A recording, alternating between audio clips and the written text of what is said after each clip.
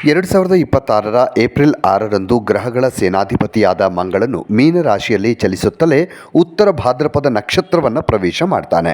ಮಂಗಳನ ಈ ಚಲನೆಯಿಂದ ಯಾವ 5 ರಾಶಿಗೆ ಸೇರಿದ ಜನರಿಗೆ ಭರಪೂರವಾದ ಲಾಭ ದೊರಕಲಿದೆ, ಭರ್ಜರಿ ಅದೃಷ್ಟ ಇದೆ ಅನ್ನೋದನ್ನು ಈ ವಿಡಿಯೋದಲ್ಲಿ ನೋಡ್ತಾ ಹೋಗೋಣ. ಗ್ರಹಗಳ ಸೇನಾಧಿಪತಿ ಅಂತ ಕರೆಯಲ್ಪಡುವಂಥ ಮಂಗಳನು ಇದೇ 2026 ಏಪ್ರಿಲ್ 6ನೇ ತಾರೀಕು ರಾತ್ರಿ 10:04 ಉತ್ತರ ಭಾದ್ರಪದ ನಕ್ಷತ್ರವನ್ನು ಪ್ರವೇಶ ಮಾಡ್ತಾನೆ. ಇದು ಬಹಳ ಮಹತ್ವಪೂರ್ಣವಾದ ಬದಲಾವಣೆಯಾಗಿದೆ. ಉತ್ತರ ಭಾದ್ರಪದ ನಕ್ಷತ್ರದ ಅಧಿಪತಿ ಶನಿ ದೇವನಾಗಿದ್ದಾನೆ. ಈ ನಕ್ಷತ್ರವು ರಹಸ್ಯ, ಧೈರ್ಯ, ಆಧ್ಯಾತ್ಮ ಇತ್ಯಾದಿಗಳನ್ನು ಪ್ರತಿನಿಧಿಸುತ್ತೆ.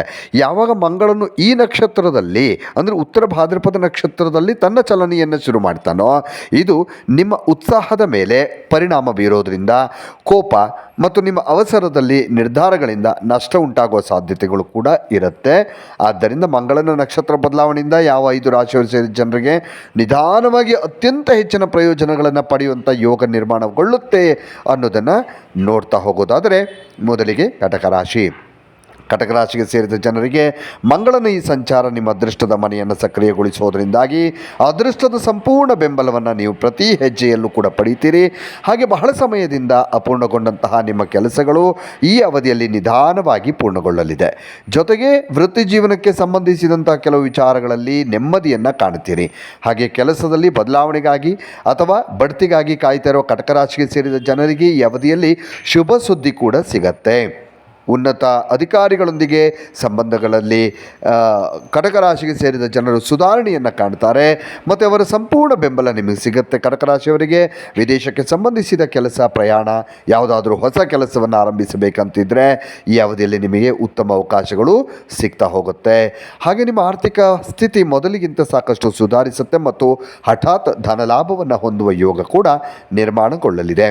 ಇನ್ನು ವೃಶ್ಚಿಕ ರಾಶಿ ಅಧಿಪತಿ ಮಂಗಳ ಗ್ರಹವಾಗಿದೆ. ಹಾಗಾಗಿ ಮಂಗಳನ ಸಂಚಾರ ನಿಮ್ಮ ಮೇಲೆ ಹೆಚ್ಚಿನ ಪ್ರಭಾವವನ್ನು ಬೀರುತ್ತೆ. ಈ ಅವಧಿಯಲ್ಲಿ ವೃಶ್ಚಿಕ ರಾಶಿಗೆ ಸೇರಿದ ಜನರ ಕೆಲಸವನ್ನು ಮಾಡುವ ಸಾಮರ್ಥ್ಯ ಮತ್ತು ನಿರ್ಧಾರ ತೆಗೆದುಕೊಳ್ಳುವ ಸಾಮರ್ಥ್ಯ ಸಾಕಷ್ಟು ಬಲಗೊಳ್ಳುತ್ತೆ. ಈ ಅವಧಿಯಲ್ಲಿ ನಿಮ್ಮ ಕೆಲಸಗಳಲ್ಲಿ ಸಾಕಷ್ಟು ಗಂಭೀರವಾಗಿರ್ತೀರಿ. ಹಾಗಾಗಿ ಯಶಸ್ಸು ದೊರಕುವ ಸಂಭವ ಕೂಡ ಹೆಚ್ಚಾಗುತ್ತೆ. ವ್ಯಾಪಾರ ವ್ಯವಹಾರವನ್ನು ಮಾಡುವ ವೃಶ್ಚಿಕ ರಾಶಿಗೆ ಸೇರಿದ ಜನರು ತಮ್ಮ ವ್ಯಾಪಾರವನ್ನು ಈ ಅವಧಿಯಲ್ಲಿ ವಿಸ್ತರಿಸಿಕೊಳ್ಳಬಹುದು. ಹಾಗೆ ಹೊಸ ಅವಕಾಶಗಳು ಈ ಸಂದರ್ಭದಲ್ಲಿ ನಿಮಗೆ ಸಿಗುತ್ತೆ. ವಿದೇಶಕ್ಕೆ ಸಂಬಂಧಿಸಿದಂತೆ ಉತ್ತಮ ಲಾಭವನ್ನು ಪಡಿತೀರಿ. ಆದರೆ ಈ ಸಂದರ್ಭದಲ್ಲಿ ಸಂಬಂಧಗಳು ಮೊದಲಿಗಿಂತ ಸಾಕಷ್ಟು ಬಲಗೊಳ್ಳುತ್ತವೆ. ಇನ್ನು ಧನುರಾಶಿಗೆ ಸೇರಿದ ಜನರಿಗೆ ಮಂಗಳನ ಈ ಸಂಚಾರ ನಿಮ್ಮ ಸುಖ, ಸಮೃದ್ಧಿ ಮತ್ತು ಸಂಪತ್ತಿಗೆ ಸಂಬಂಧಿಸಿದಂಥ ವಿಚಾರಗಳಲ್ಲಿ ಅಪಾರ ಲಾಭವನ್ನು ಉಂಟು ಮಾಡುತ್ತೆ. ಹಾಗೆ ಧನುರಾಶಿಗೆ ಸೇರಿದ ಜನರ ಮನೆಯಲ್ಲಿ ಉತ್ತಮ ವಾತಾವರಣವಿರುತ್ತೆ. ಮನೆಯ ಸದಸ್ಯರೊಂದಿಗಿನ ಸಂಬಂಧ ಇನ್ನಷ್ಟು ಬಲಗೊಳ್ಳುತ್ತೆ.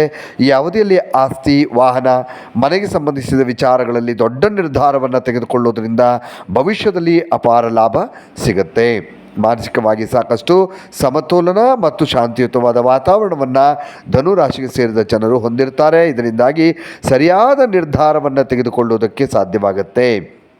ಬಹಳ ಸಮಯದಿಂದ ಕುಟುಂಬ ಮತ್ತು ವೈಯಕ್ತಿಕ ಸಮಸ್ಯೆಗಳಿಂದ ತೊಂದರೆಗೆ ಒಳಗಾದಂಥವರು ಇದ್ದರೆ ಖಂಡಿತವಾಗಲೂ ಈ ಅವಧಿಯಲ್ಲಿ ನಿಮ್ಮ ಆ ಎಲ್ಲ ತೊಂದರೆಗಳು ಕೂಡ ದೂರವಾಗುತ್ತೆ, ಮುಕ್ತಿ ಹೊಂದುತ್ತೀರಿ, ಆ ತೊಂದರೆಗಳಿಂದ ಮುಕ್ತಿ ಸಿಗುತ್ತೆ. ಇನ್ನು ಮಕರ ರಾಶಿಗೆ ಸೇರಿದ ಜನರಿಗೆ ಮಂಗಳನ ಈ ಸಂಚಾರ ನಿಮ್ಮ ಕಠಿಣ ಪರಿಶ್ರಮ ಮತ್ತು ಪ್ರಯತ್ನಗಳಿಗೆ ನೇರವಾಗಿ ಶುಭ ಫಲಗಳನ್ನು ಪಡೆಯುವಂತೆ ಮಾಡುತ್ತೆ. ಈ ಅವಧಿಯಲ್ಲಿ ಸಣ್ಣ ಪುಟ್ಟ ಪ್ರಯತ್ನಗಳಿಂದಾಗಿ ದೊಡ್ಡ ಫಲಿತಾಂಶ ದೊರಕುವ ಸಂಭವ ಇದೆ. ಹಾಗೆ ಈ ಅವಧಿಯಲ್ಲಿ ನಿಮ್ಮ ಮಾತನಾಡುವ ಸಾಮರ್ಥ್ಯ ಸುಧಾರಿಸುತ್ತೆ. ಇದರಿಂದಾಗಿ ಸಾಕಷ್ಟು ವಿಚಾರಗಳನ್ನು ನೀವು ಜನರಿಗೆ ತಲುಪಿಸೋದಕ್ಕೆ ಸಾಧ್ಯವಾಗುತ್ತೆ. ಮಕರ ರಾಶಿಗೆ ಸೇರಿದ ಜನರಿಗೆ ಈ ಅವಧಿಯಲ್ಲಿ ಸಹೋದರ ಸಹೋದರಿಯರ ಮತ್ತು ಆಪ್ತರ ಸಂಪೂರ್ಣ ಬೆಂಬಲ ಈ ಅವಧಿಯಲ್ಲಿ ಸಿಗುತ್ತೆ. ಇದರಿಂದಾಗಿ ನಿಮ್ಮ ಕೆಲಸಗಳು ಇನ್ನಷ್ಟು ಸುಲಭವಾಗಿ ಪೂರ್ಣಗೊಳ್ಳುತ್ತವೆ. ಈ ಅವಧಿಯಲ್ಲಿ ಸ್ವಲ್ಪ ದೂರ ಪ್ರಯಾಣಿಸೋದ್ರಿಂದ ಹೆಚ್ಚಿನ ಪ್ರಯೋಜನಗಳನ್ನು ಕಾಣ್ತೀರಿ. ಹಾಗೆ ಬಹಳ ಸಮಯದಿಂದ ಕೆಲಸಕ್ಕೆ ಸಂಬಂಧಿಸಿದಂತೆ ಕಠಿಣ ಪರಿಶ್ರಮವನ್ನು ಪಡ್ತಾ ಇದ್ರಿ. ಈ ಅವಧಿಯಲ್ಲಿ ಹೆಚ್ಚಿನ ಸಕಾರಾತ್ಮಕ ಫಲಿತಾಂಶಗಳನ್ನು ಗಳಿಸುವ ಯೋಗ ನಿರ್ಮಾಣಗೊಳ್ಳುತ್ತೆ.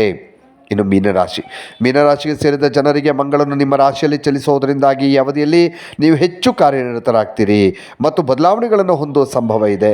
ಈ ಸಂದರ್ಭದಲ್ಲಿ ನಿಮ್ಮೊಳಗೆ ಹೆಚ್ಚಿನ ಉತ್ಸಾಹ ಇರುತ್ತೆ ಮತ್ತು ನಿಮ್ಮ ಗುರಿಗಳನ್ನು ತಲುಪುವಲ್ಲಿ ನೀವು ಹೆಚ್ಚು ಸಕ್ರಿಯರಾಗಿರ್ತೀರಿ.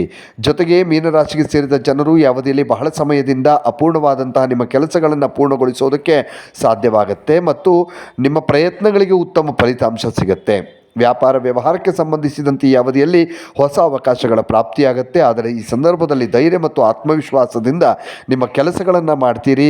ಇದರಿಂದ ಆರ್ಥಿಕ ಸ್ಥಿತಿಯಲ್ಲಿ ಮೀನರಾಶಿ ಸೇರಿದ ಜನರು ಸಾಕಷ್ಟು ಸುಧಾರಣೆ ಆಗ್ತಾರೆ.